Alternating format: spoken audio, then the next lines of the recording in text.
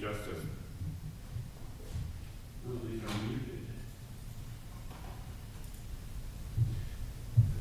Testing justice 7. Testing justice 6. Testing justice 5.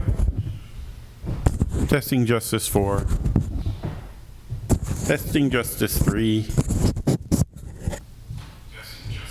Testing justice 2. Testing justice 6. So it sounds good on the screen. Yeah, there's no like feedback. And the back is testing justice 4. Testing justice 3. Testing justice 2. Weird. Testing justice 6. So it sounds good on the screen. Yeah, there's no like feedback. Let me try. And the back is testing justice 4. Try it one more time. Testing justice 7, take 2. Testing justice 6, take 2.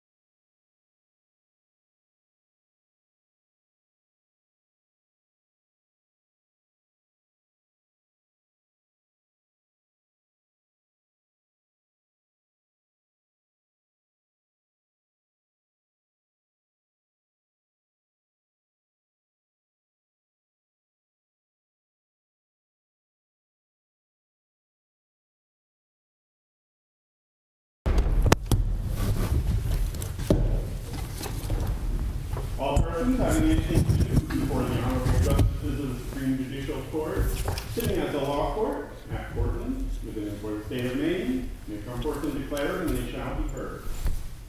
Good morning. You can be seated. The matter before the court is State of Maine versus Idris, and this is Andrew Scoggin, 24-105. Counsel appear to be present. If counsel would identify yourselves by saying your names for the record, together with the party you represent, starting with appellant. Good morning, Your Honors. Tim Zurillo for Kai Idris, along with co-counsel Damian Ramsdale. Good morning, Your Honor. Kate Bozeman for the State of Maine. Thank you. We are being streamed, I believe, live on the web. And if counsel are ready to proceed, Attorney Zurillo would be happy to hear your argument.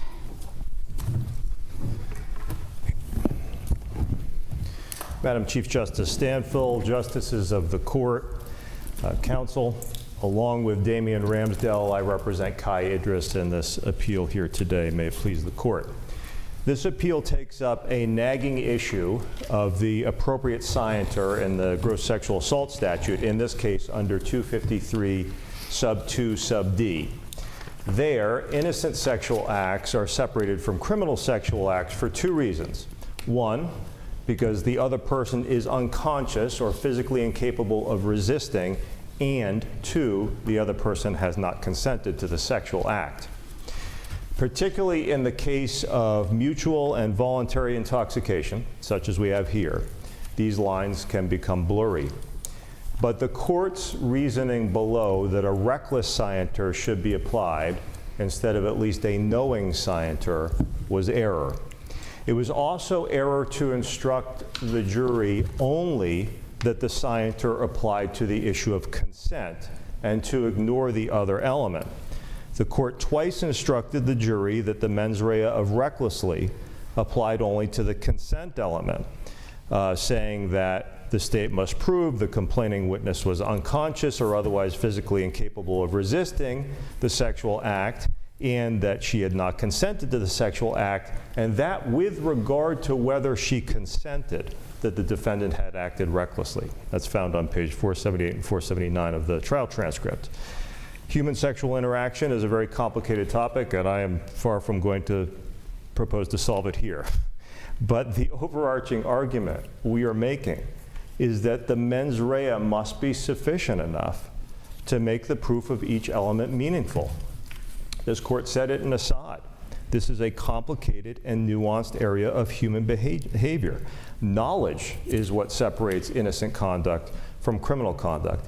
And on its face, 253 sub 2 sub d requires the state to prove both consent and the resistance element or unconsciousness. Why both elements were not given the instruction as to scienter here, I do not know, but should trouble this court and as grounds to reverse the decision, particularly in light of Supreme Court precedent that has repeatedly emphasized that scienter should apply to all non-jurisdictional elements of an offense.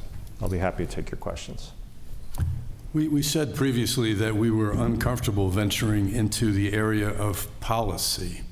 In other words, what should be the level of culpability for someone who engages in and then fill in the act.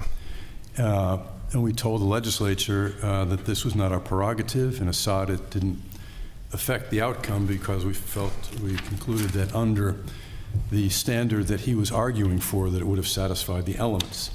So here we are today. We're looking at a different section. And again, we're in the same position of being asked to set a level of capability for people who engage in sexual acts with people who are unconscious or unable to physically resist. And I'll say out loud, we're equally uncomfortable with that position again this time around. The legislature, as you know, for subsection M, provided for criminal negligence at that level, the consent issue. The language of consent is the same in subsection D that we're looking at here today. And I'll ask you, I'll have a follow-up question, but I'll ask you, why should we not gravitate to the definition or the level of culpability the legislature set for consent in subsection M here today for subsection D? Well, first of all, because it's insufficient. The Supreme Court has constantly recognized that. Can I just, sorry to Yes. interrupt. You say insufficient, could you be specific? Insufficient what they did for subsection M, or insufficient specifically for subsection D? What's insufficient? Well, I think I'm not arguing subsection M today, obviously, but I would argue that it's insufficient. Well, I wasn't sure if you were making that point, that Thank they missed it on that, even on subsection M. I am making that point, but obviously it's not the issue here today. I mean, I think that part of the point is overriding between the two subsections, which is that the mens rea is insufficient as a matter of substantive due process. The legislature did not appropriately. Well, let's talk about due process for a Sure. minute, because the foundation of that argument is U.S. versus Morissette. And the foundation is that even though ignorance of the law is no excuse, there's innocent, ordinary people would think it's innocent conduct, and therefore you're not getting adequate notice when you engage in that it should be illegal. So are you taking the position that someone having sex with an incapacitated person is engaged in something that an ordinary person would say is innocent conduct? Well, I would quibble a little bit with the word of incapacitated, because the issue is whether they're aware that they're physically able to resist. That's, I think, a slight nuance there.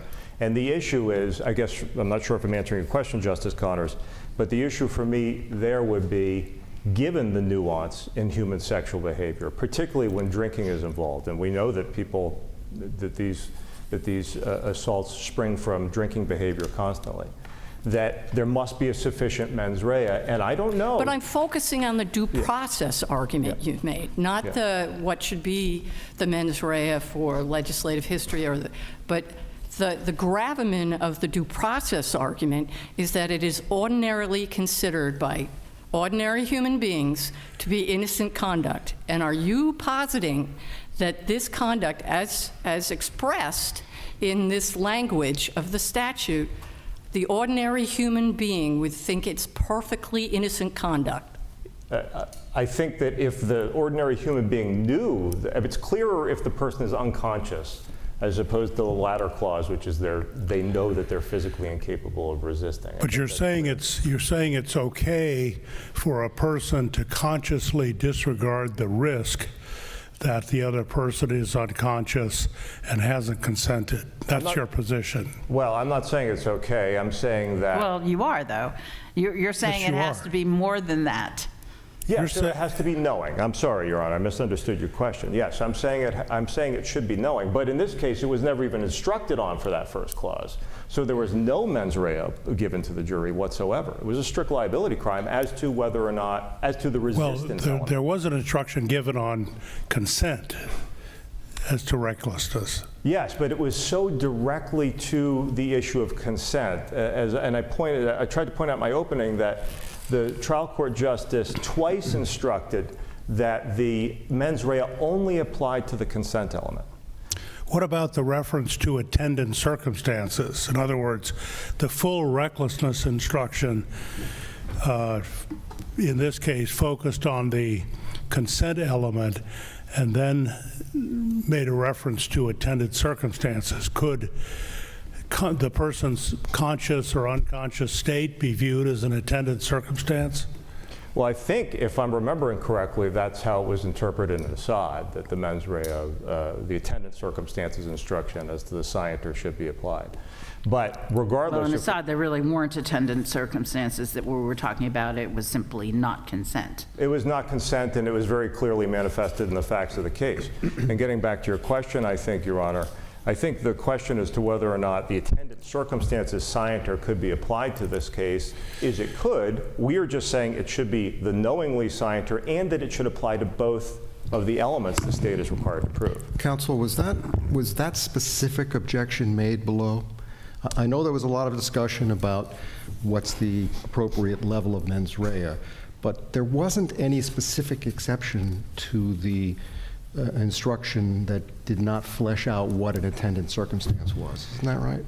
Justice Douglas, I think that's fair. It's a little bit convoluted, the record. I think the state said in its brief that it was not clear whether that had been preserved. I think that's a fair characterization, that it's not clear. There was a lot of argument over several days related to the level of the mens rea, knowing versus reckless versus criminally negligent. And then, as we mentioned in our brief, the trial justice said, I want no further pushback and I'm going to instruct. Our argument has been that at that point the justice said there was no further pushback, and that even though it's not clear, that trial counsel meant to make an argument that knowing applied to the entire clause, both clauses rather. So are we reviewing that specific issue on an obvious error standard? Well, I would still like to try to preserve my argument that it was preserved below, that he was making an argument that knowing should apply to both the resistance and the consent element, but I will acknowledge it is not as clear as it should be on the record. Can I bring you back to the argument you're making? I mean, given the legislature's response to Assad in subsection M, and saying that, A, we are intentionally, by the way, rejecting the idea that voluntary intoxication ought to be a defense to this, and B, that the appropriate mens rea is a criminally negligent with regard to the lack of consent. Do I understand you to argue, and do you agree, that if we were to go along with what you're saying, we necessarily are also saying that M is unconstitutional? Is that what you are saying? I think M is unconstitutional, to be just completely frank, but I would say here that this court could weigh in on this subsection without touching M necessarily.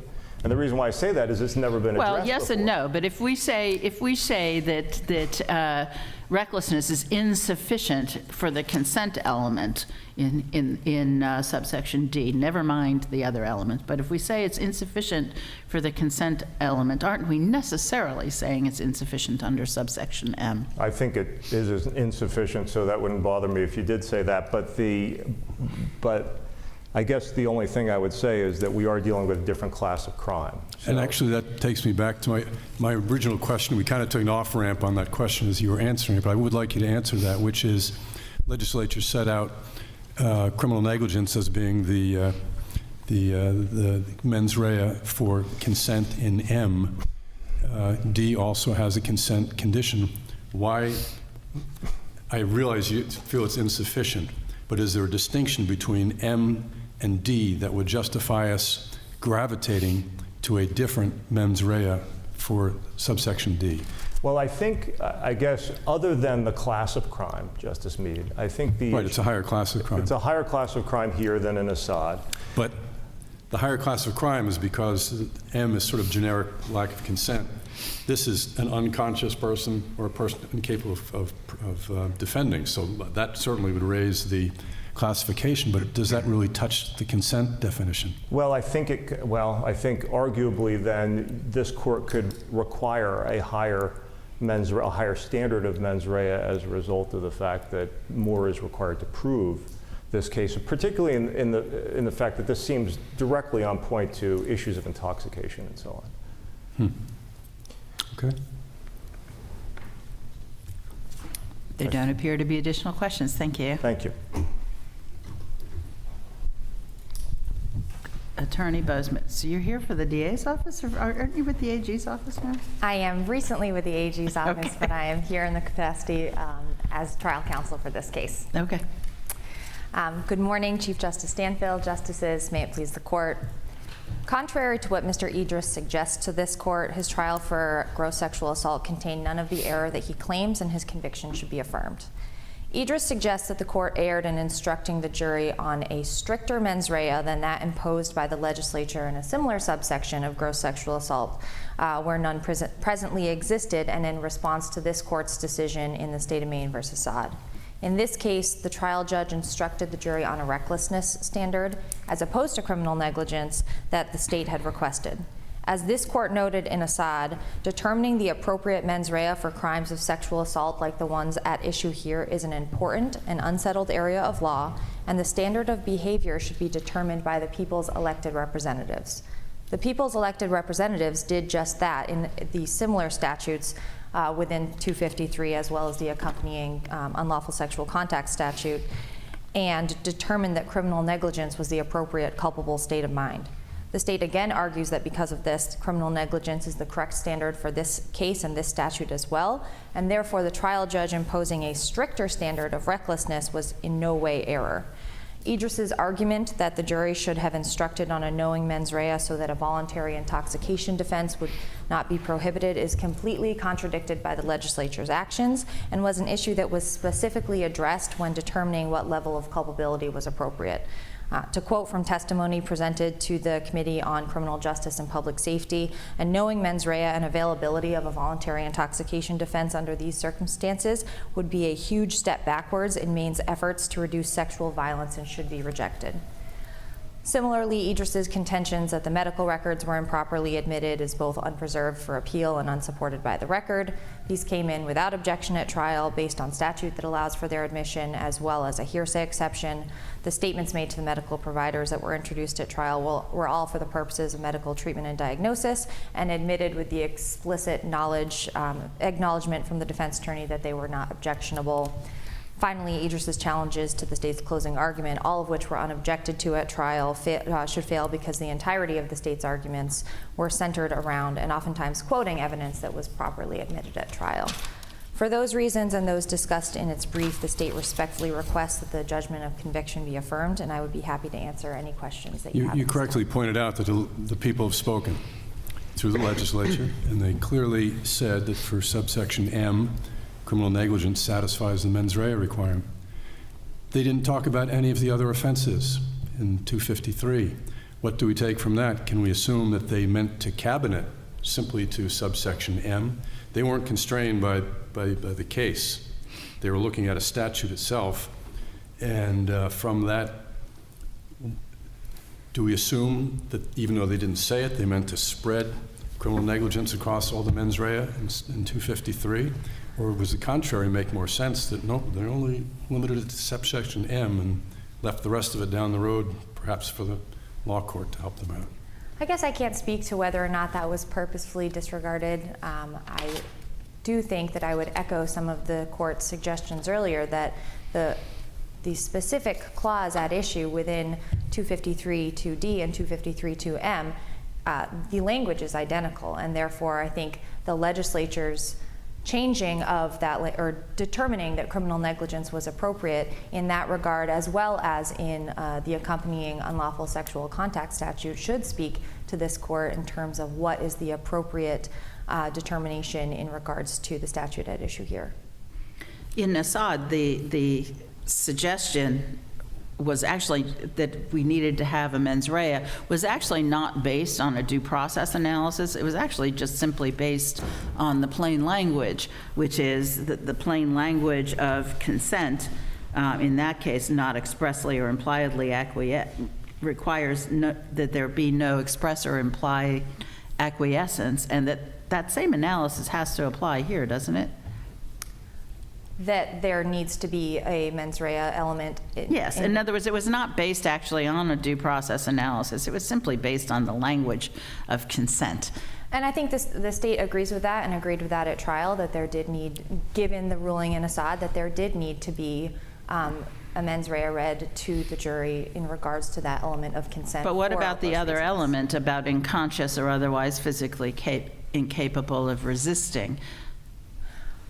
I would answer that in two parts, Your Honor. At the outset, I don't believe that that is preserved for appeal. So I believe it was Justice Douglas that asked this earlier. I do think that the court needs to be reviewing that on an obvious error standard.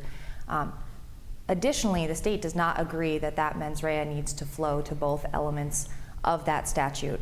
And specifically, the important takeaway I would suggest from Assad, and the reason that the court came to determine that a mens rea needed to be read, was that that element of consent or implied acquiescence sort of signals a two-way street, that there needs to be a communication and an understanding. And there is nothing about the plain language of the first part of this statute that would make that similar suggestion, or that would require... So you're saying that first part really is simply an objective determination?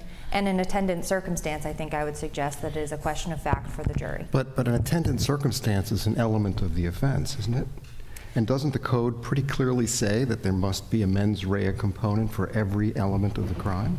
I think, Your Honor, what the state's point is to sort of liken that to a circumstance like a person's age, that is a question of fact for the jury to determine, but that portion of the statute in itself does not need a culpable state of mind in the same way that an element, that the portion regarding consent would. It's a pretty important fact. It separates subsection D from subsection M, doesn't it?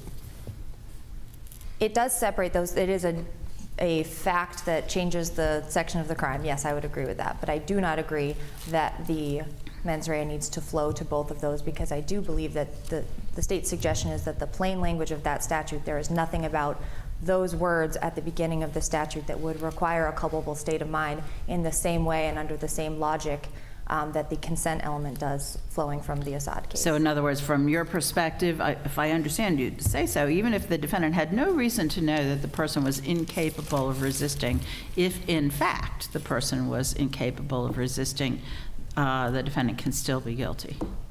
I don't think that that's what the state's suggesting. I think, Well, otherwise they have to know, right? Or at least negligence, recklessness with regard to that fact.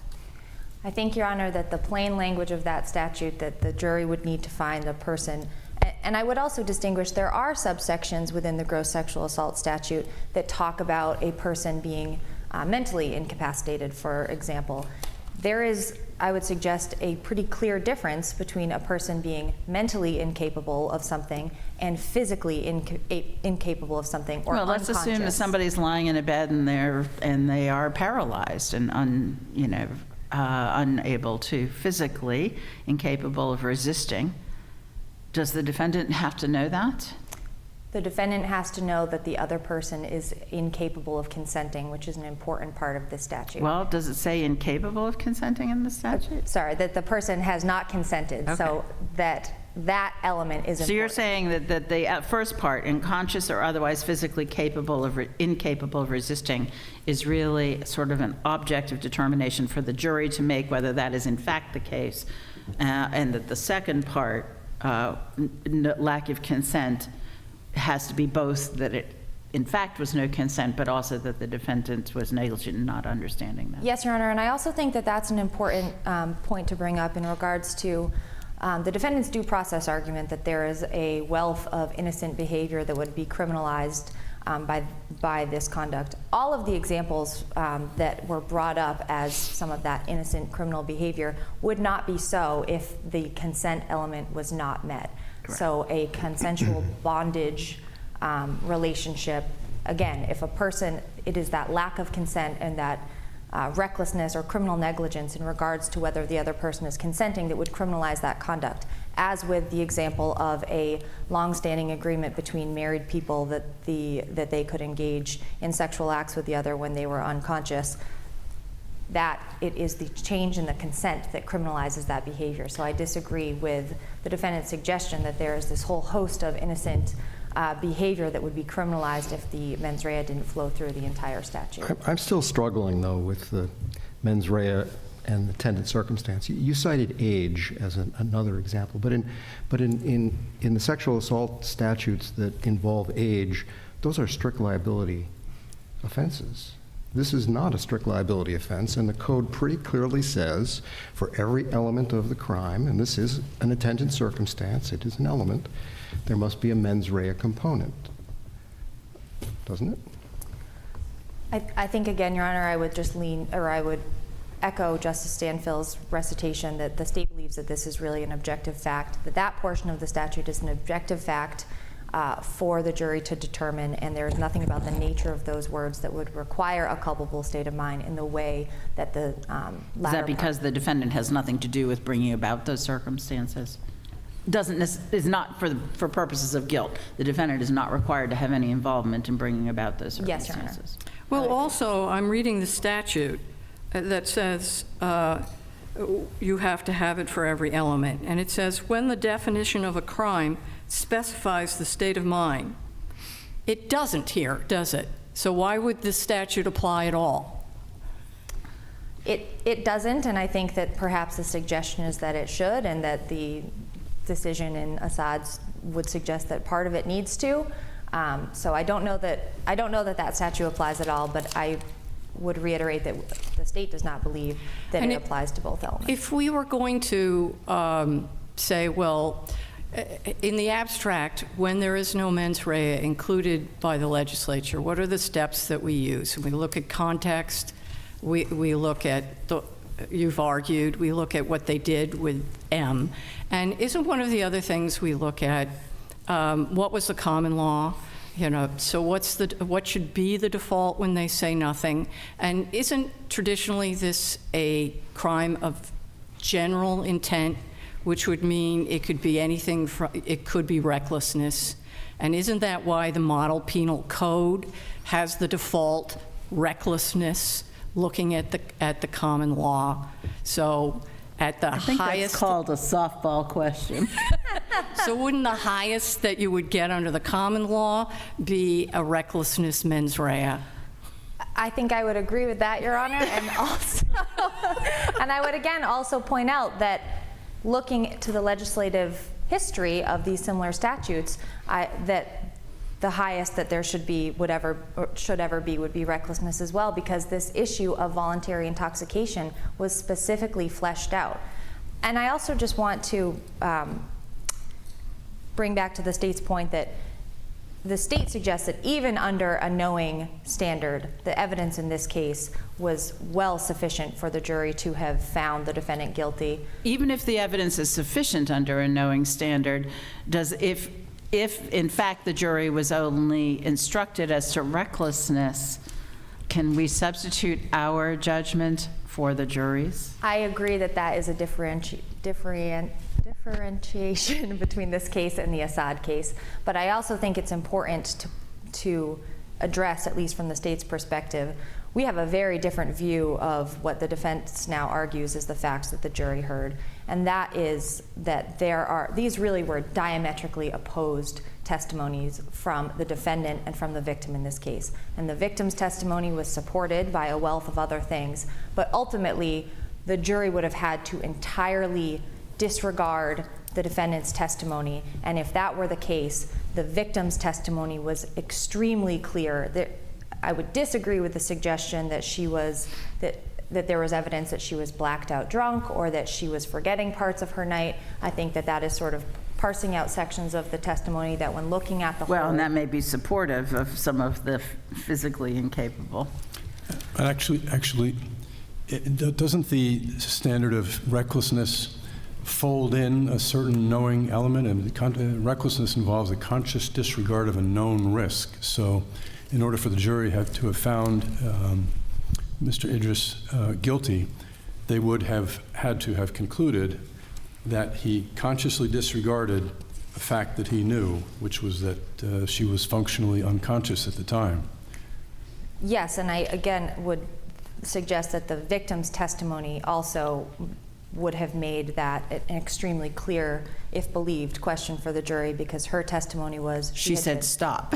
Well, and that she had been asleep for hours and woke up to the defendant vaginally penetrating her, and then immediately told him to stop, and he did not do so. So really the jury, in coming to the conclusion that they came to, would have had to entirely disregard the defendant, and if believing the victim, it was quite clear from her testimony that she was unconscious. But they would also have to have concluded that he consciously disregarded a risk. Yes. In other words, she might be unconscious, not knowing what she's doing, but I'm not going to think about that. So there is folded in a knowing element. I'll be asking your opponent that same question in just a moment. So he has a little prep time there, but thank you. Thank you.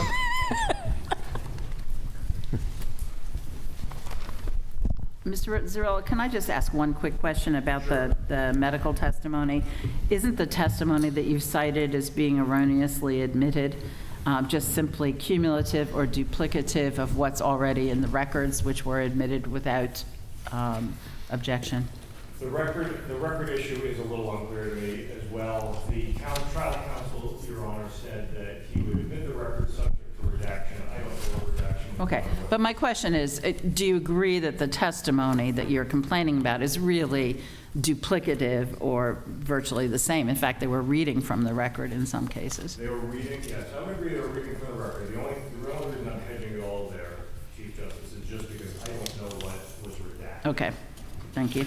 In Assad, we said that even if it was a knowing mens rea, he's still guilty under that standard. Can we do a similar thing here and say that because the reckless instruction was given, and that does imply conscious disregard of a known risk, that we get to the same point?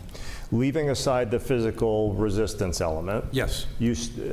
I still don't think you get there, because Assad is so much clearer on its facts that this couple was engaging and about to engage in some sexual contact. It was very clear that only if condoms were used, that was allowed by one of the parties, and condoms were not used, and it was very clear. This is much less clear. But the jury found him guilty. They found beyond a reasonable doubt that he consciously disregarded a known risk. Only as it related to her consent, not as it relates to the other elements. So we can't credit the jury in that way. It's not like we can sit there and say we just must assume Well, that they the didn't jury has made a find, decision. maybe, they may or may not have found that he consciously disregarded the risk that she was unconscious or otherwise physically incapable of resisting, but they found that, in fact, that was the case, or they could not have convicted him. Well, I don't know that that's even taken up, though. Based on the way I read the instructions, it doesn't seem to me that that's something that's posited to the jury based on Justice Stewart's instruction. Okay, thank you. Thank you, Your Honors. Thank you, counsel, for the argument in this case. As is our usual practice, we will be taking the matter under advisement and issue a written decision in due course. And with that, we'll be in recess on this matter. All right.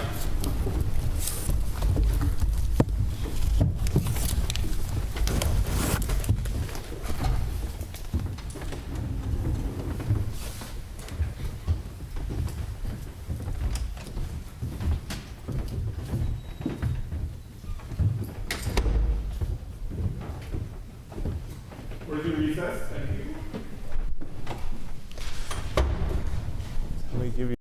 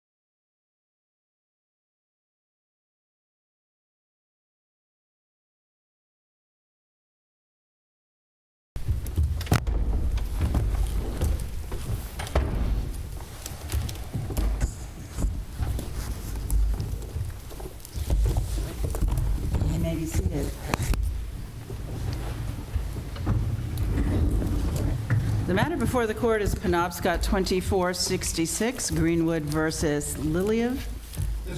Okay. I see counsel are present, and if counsel who will be arguing the case would identify themselves by saying their names for the record, together with the parties they represent, starting with the appellant. Charles King, Your Honor, on behalf of the appellant, Donald Greenwood. You? Edward Gould for the appellees, Dr. Liliev, Eastern Maine Medical Center, and Eastern Maine Healthcare. Thank you. Thank you. We are being streamed live on the web, and have we gotten that camera a little bit in focus? Okay. I kept seeing it too, and it was like, that's really out of focus for counsel. And if counsel, if you're ready to proceed, Attorney King, we're happy to hear your argument. Thank you, Your Honors, and may it please the court. This case presents an opportunity for the court to clarify and re-emphasize the law on third-party beneficiaries. As stated by the court, the controlling law on this issue for more than 30 years has come from Section 302 of the Restatement Second of Contracts. The trial court here had to determine whether the tort defendants in this case have a third-party enforceable right in my client's workers' comp settlement with his comp insurer.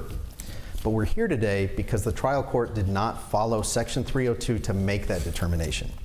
Instead, the trial court mistakenly followed the outdated holding in Steves v. Irwin. This reliance on Steves instead of Section 302 caused three critical errors. Number one, it was wrong on the law. Steves is incompatible with Section 302 because they differ both in burden of proof and on the contractual parties they focus on. Here, Steves had the jury determine if the contract showed that my client intended to release the defendants. But under Section 302, the jury would have had to determine whether the contract clearly and definitely showed that the comp insurer intended to release the defendants.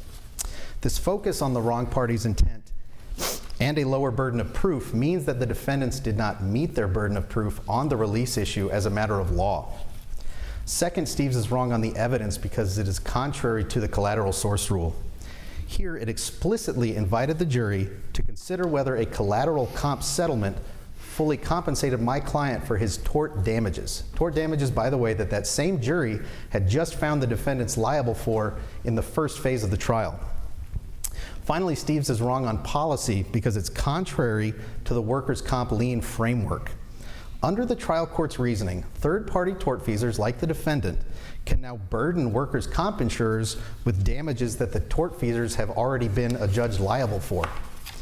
And if this court affirms, the workers' comp system is at risk of becoming stymied by hesitant comp insurers and claimants who are worried that a poorly written settlement agreement could cost them their statutory lien on that recovery. Now, the relief the appellant seeks is the simplest way for the court to resolve the issue. We ask that you overrule Steves and re-emphasize that Section 302 remains the controlling law on third-party beneficiaries in all cases, including workers' comp settlements. We ask that you hold as a matter of law that the settlement documents here did not evidence a clear and definite intent to create a third-party beneficiary. We ask that you vacate the judgments of the trial court, and we ask that you remand for a new trial consistent with that opinion. And with that, Your Honors, I'm happy to answer any questions the court may have. In this case, in phase 2 of the trial, you didn't put in any evidence of the employer's or the employer-insurer's intent. Is that correct? That's correct, Your Honor.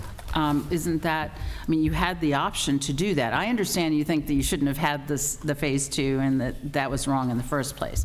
But at least on the facts, you had the option to put in additional evidence. Well, it was not our burden to put that evidence on because Well, it may not be the burden to put it on, but in defending against what you were defending against, it might have been pertinent.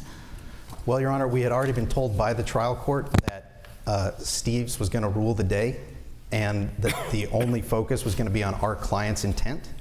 So we did not see why we would put in any evidence from the insurer. So that was your choice, but are you not necessary, if we decide, my point being that simply there was additional evidence that one could have put in to have defeated it on the facts instead of the law. There could have been, but the jury still would have been instructed incorrectly under the law. Was the jury instructed as to the different elements of the workers' compensation settlement?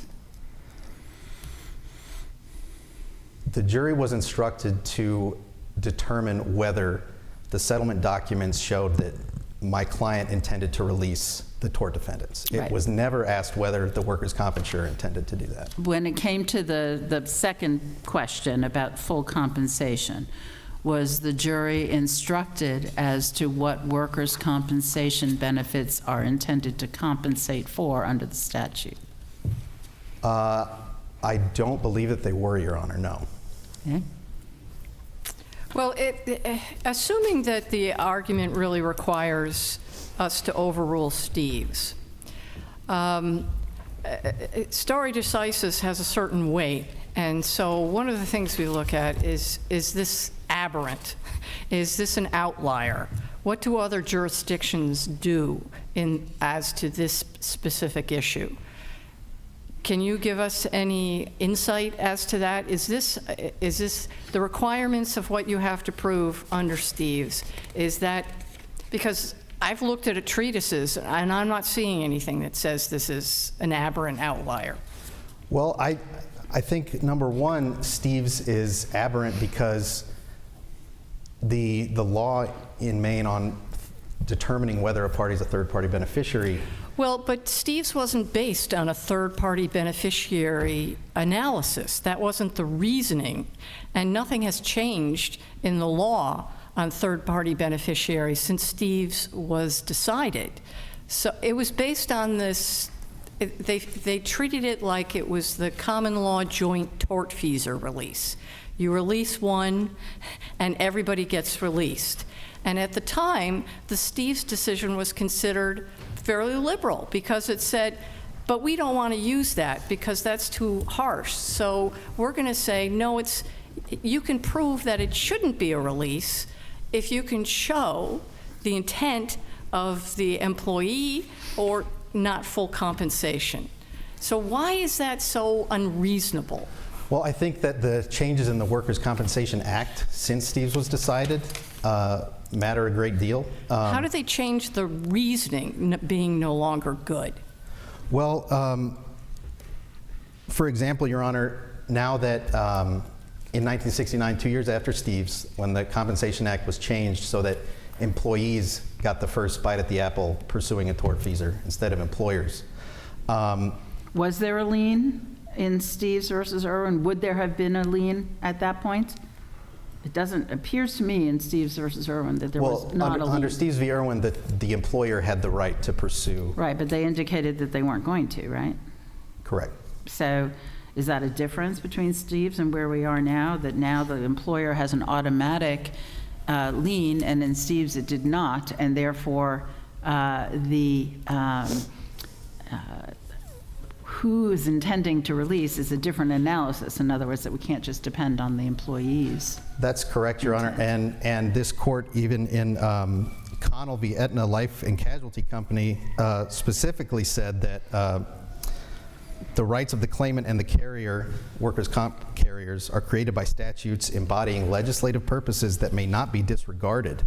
And therefore, a comp carrier does not relinquish its statutory right to a lien unless it expressly agrees to do so. So I think that the change in who is entitled to a lien and the statutory right to a lien does change the analysis. But you Well, agree Steve's it's possible that they could have released it. It could be the intent at the time of the settlement, even today, to release it. It could be, Your Honor, but it needs to be clear and definite, and even in that case I just cited, Connell v. Aetna Life Insurance, it needs to be express.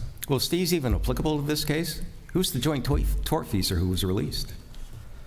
The joint tortfeasor would, I guess, under the ruling in Steve's, would have to be the employer. But did the employer commit the tort in this circumstance? the employer did not, no. So, But I believe it was. Steve's used the language original tortfeasor or obligor, which would be an employer. Right. So what is so unreasonable about the condition and about intent? And we have a jury that said the intent was to release. So why is this an inequitable result that requires us to overrule precedent? Well, the jury found that there was an intent to release a statutorily granted lien without considering whether the person who that lien goes to intended for that to happen, the comp carrier. I think that's the inequitable part. And your client testified that he didn't intend to release it? That's correct. So what, this is probably a little off topic. How do you think the jury got to where they got based upon the four corners of the evidence here? Well, I think that the jury was considering the evidence of the intent at the same time they were considering the collateral source evidence of how much he received in his comp settlement. They got told he already got $190,000. We thought it was only worth $180 case over. Yes. If we were to agree with you and remand for a revisitation of the third-party beneficiary issue, would the new trial be just on phase 2, or would it have to be from de novo on both phase 1 and phase 2? We think it needs to be a total restart, Your Honor. I thought you were agreeing that the phase 1 could stand. I think that's our Fallback? fallback, obviously, and Eppley's fallback, I think.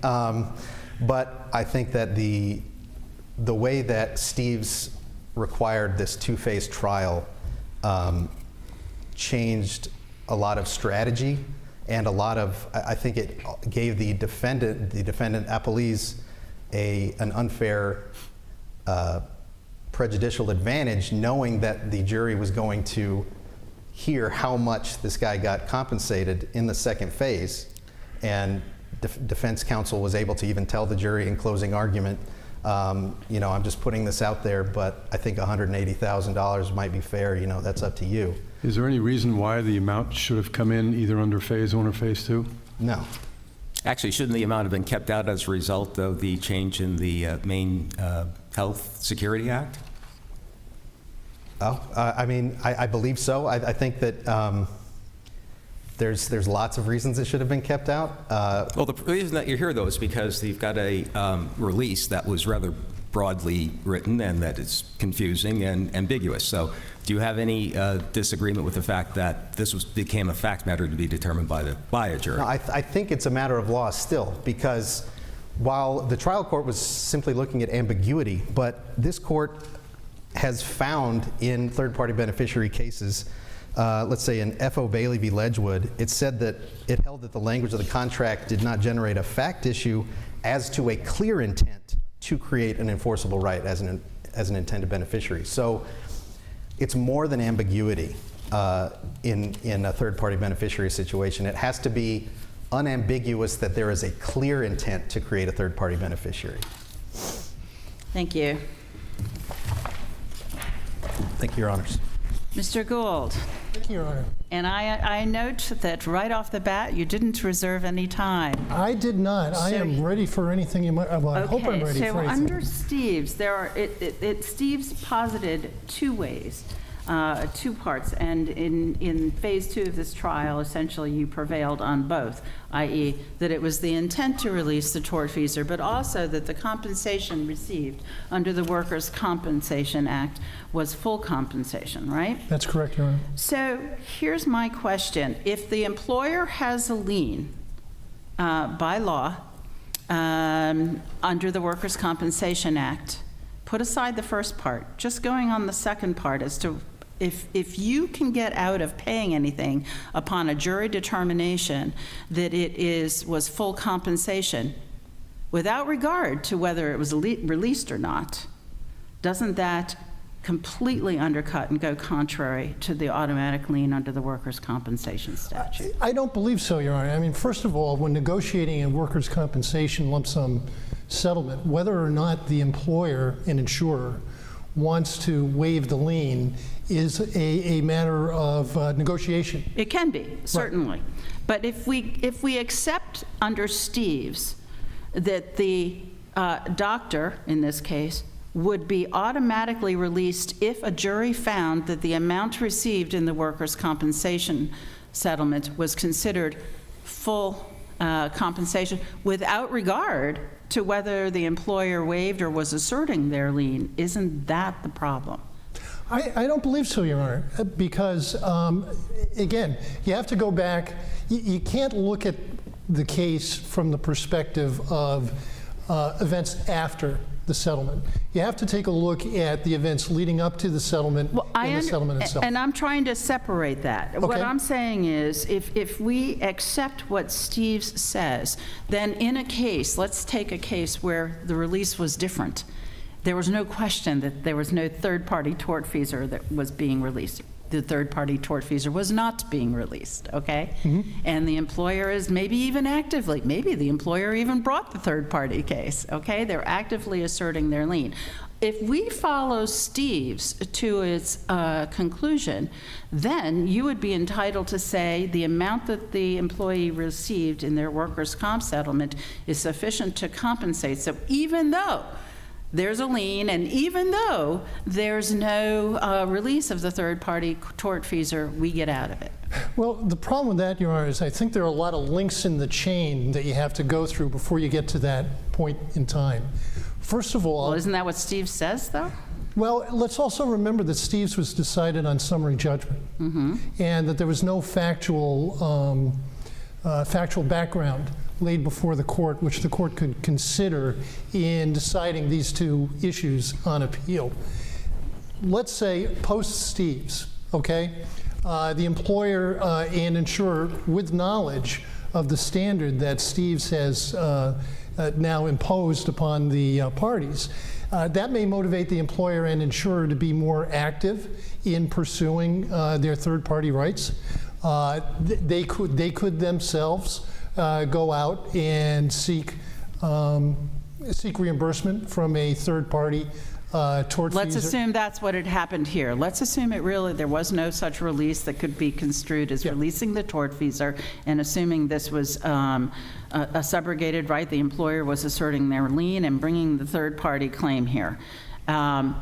Under Steves, weren't you, I think if I'm following your argument, you were still entitled to put in the second question, i.e. whether the compensation received in the comp case was full compensation.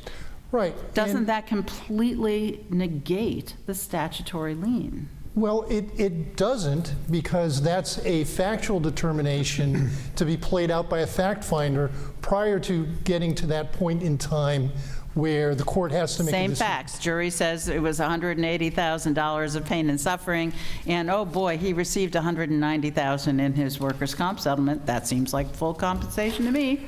Well, let's also remember that the benefits received by Mr. Greenwood from the workers' compensation insurer was more than the $190,000. Because there were probably weekly benefits and medical benefits. Exactly. But the jury verdict in this case was only, was very specifically limited, and in fact, the request was specifically limited to the damages for pain, suffering, loss of enjoyment of life, and permanent injury. Now, permanent injury is compensable under the Workers' Comp Act, but pain, suffering, and loss of enjoyment of life are not.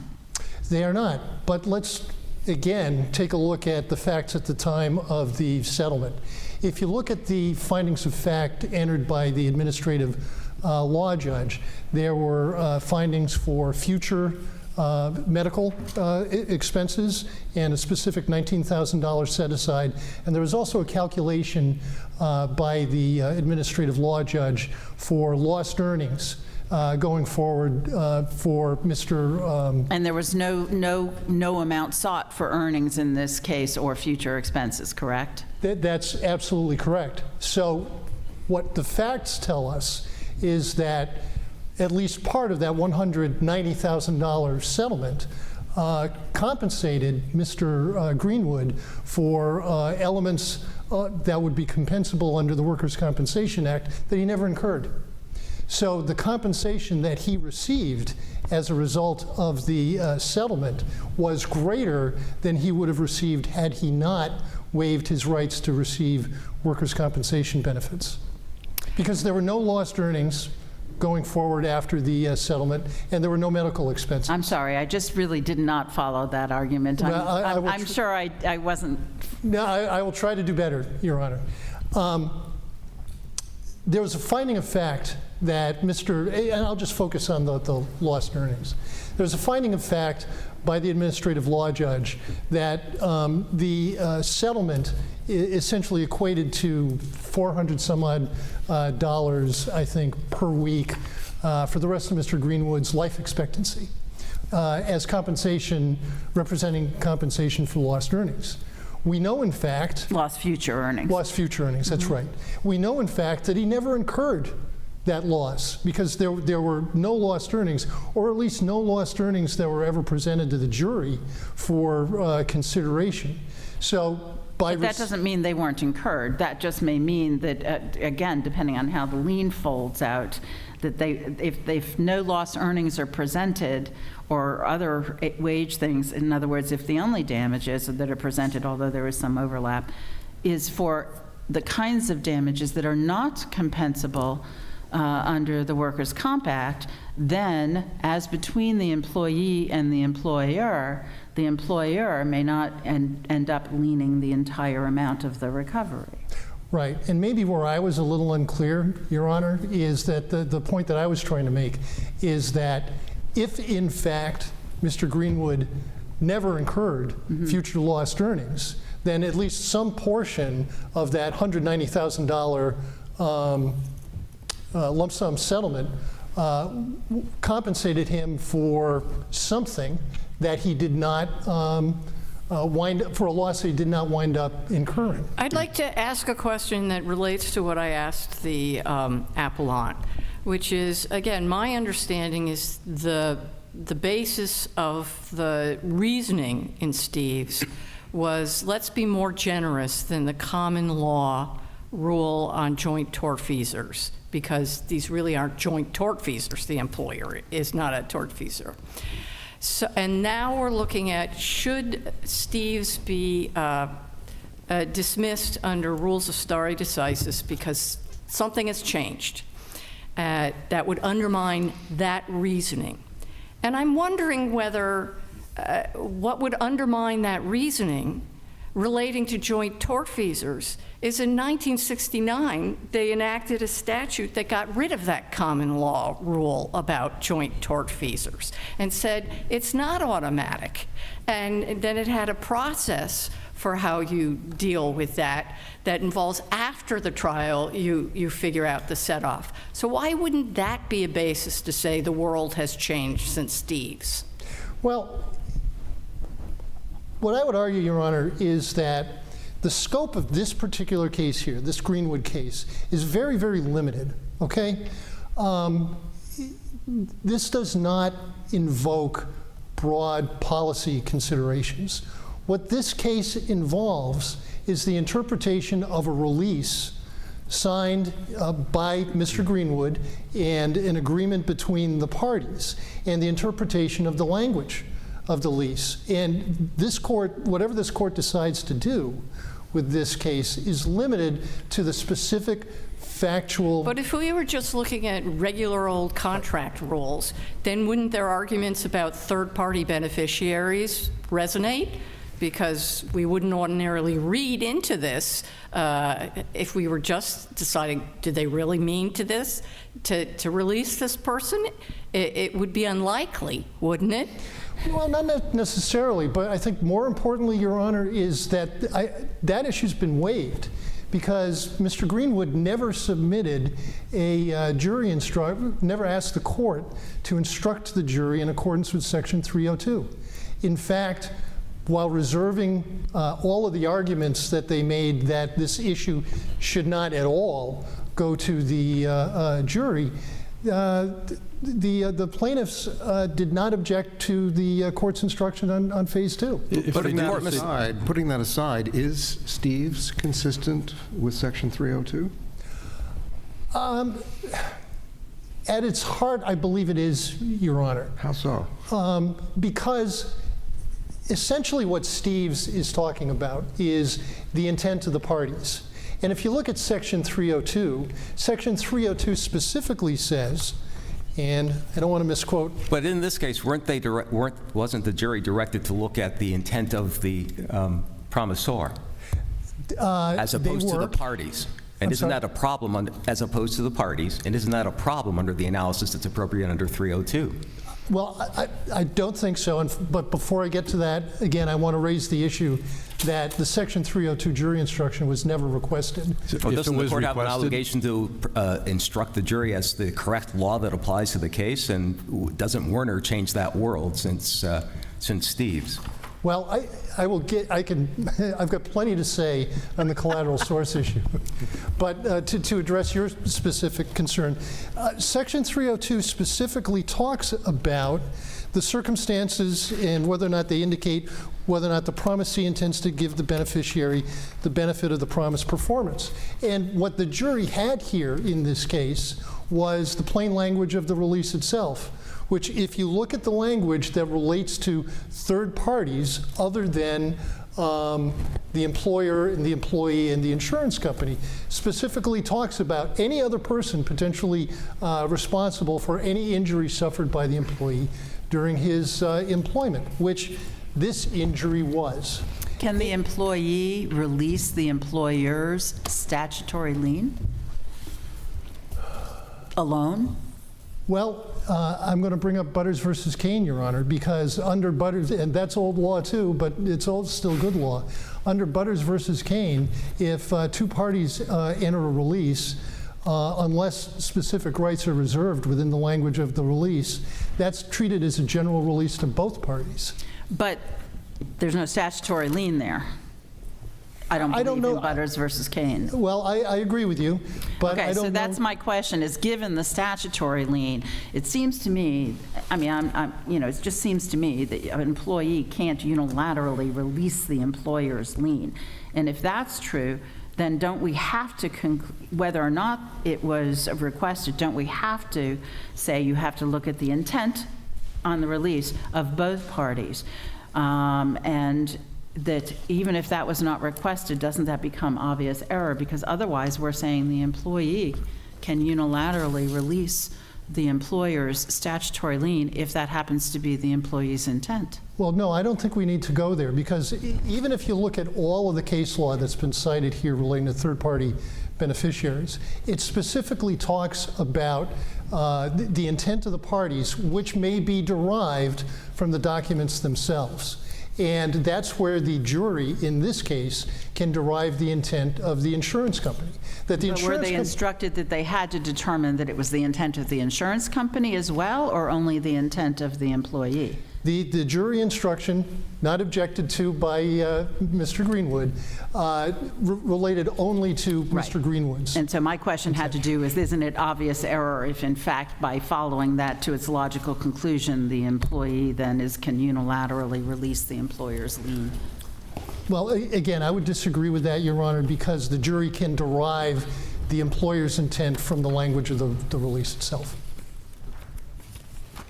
Wouldn't that lien be inconsistent with the policies behind the Workers' Compensation Act, though?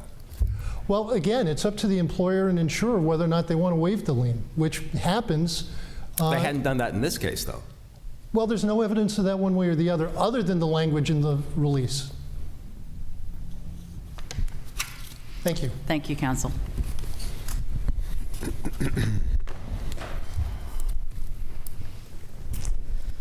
Mr. King? Your Honors, I think first to Appellee's argument that the Section 302 argument was somehow waived, I just want to point the court to at least in several of the trial court, opposition to motions for summary judgment, motions in limine, the appellant argued that Section 302 should apply, and actually after the final verdict in Phase 2, before plaintiff's counsel was about to relist all of their objections, the trial court just said, all the arguments that everyone's made throughout this case I consider preserved. So I don't think that a waiver is probably the right word for that. But counsel, I mean, do you agree that on its face, the release at least, I mean, it does seem to release tortfeasors on its face, correct? The release itself, I understand all your arguments that there's other documents involved, that it has to be approved by the Workers' Compensation Board, et cetera. But on its face, just looking at the release, it's certainly at least one interpretation is that it released everybody and all damages. I would say that one interpretation Okay. does not make a clear and definite intent. Well, if we decide that there is at least a fact question on that issue, don't we have to, but if we agree that at least the employer's intent also has to be considered, is that essentially a new trial on phase 2 with perhaps different parameters? I think that there's still problems because of decisions that were made in phase 1, knowing what was coming in phase 2. Can you specify what you mean there? I specifically mean the defense counsel was able to have a target number to offer the jury that it knew was lower than the settlement amount they were going to hear about in phase 2. I think that is something that would not have been allowed, or would not have happened if that settlement amount was not going to come in later on in the case. And then there were also, I think just knowing that. But I guess what I'm not following, are you saying that as a matter of law, that on summary judgment, one cannot interpret that release as releasing the tortfeasor? On summary judgment, If you apply that standard. I would say that as a matter of law, let me think about this. So the jury, I think if the jury had been properly instructed and it had made the same decision, if it had been instructed to consider the intent of both parties. Okay, so I think what you're saying is you agree that there may at least be a fact question on the intent of the release. It may not have been instructed correctly or given the correct parameters, but there's at least a fact question that will have to be determined. I still believe, I disagree that there's a fact question as to the ambiguity of the contract, but I think that there's not a clear and definite intent. Okay, thank you. Thank you, Your Honors. Thank you, counsel, for the argument here today. As is our usual practice, we're going to take the matter under advisement. You'll get a written decision in due course. But as is also our usual practice, I understand, Mr. King, that this is your first argument in front of this court, and we would ask counsel to come back and take the greetings of the court. Thank you.